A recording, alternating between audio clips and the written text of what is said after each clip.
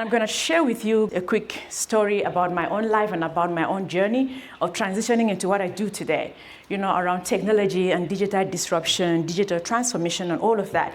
I was not in this space. It's something I had to learn on my own.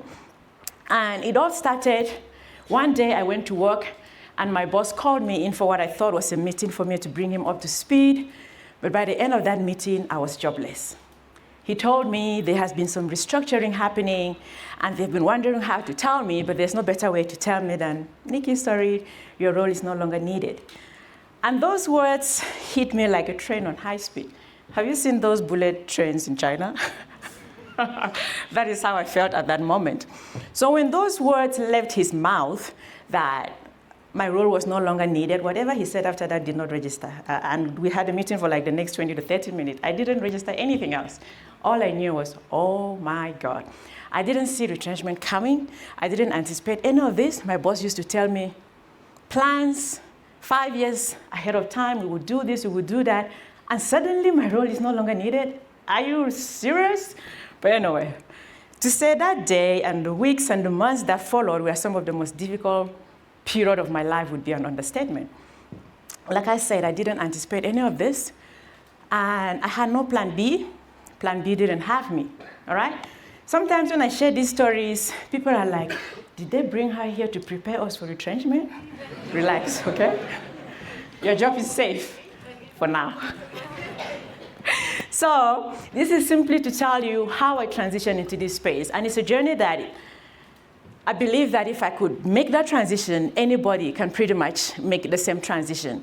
Prior to being retrenched, the only technology that I was familiar with would be use my laptop, send work emails, answer phone calls. There was nothing beyond that about technology that I was paying attention to. And so when the retrenchment happened, it became for me a matter of curiosity. When you buy a car, you start seeing that particular mark of car everywhere. Anyone had that experience in the room? Yeah. In my case, because I'd been retrenched, news about retrenchment would jump on me every time. And so I got so curious, like, oh, this doesn't just happen to me. Apparently it's happening in other companies as well. And I got very curious as to what is driving retrenchment and how do organizations continue to thrive when they let go so many people. And in my case, during that time, there was a particular organization that was laying off about 2,500 employees. They had announced the layoff that it was going to take over 3 years, and they were going to it was a call center of some sort, and that got my attention. And I remember vividly going on Google and typing, how do organizations continue to thrive when they let go so many people? For the first time, that question took me to the parts of the internet that I didn't know existed.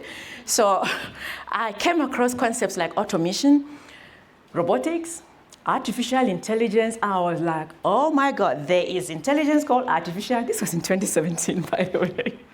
So 2016 getting into 2017. So AI was not what it is now. So for me to be hearing about artificial intelligence is like, there's some intelligence called artificial. So I got very intrigued by all I'm finding online. But the main thing was for me to understand how my boss was coping without me, right? It used to be like, he had no life without me. And suddenly, I'm out of the office, and he just carried on with his life. So my Google interaction was like, I need to know how he's coping without me.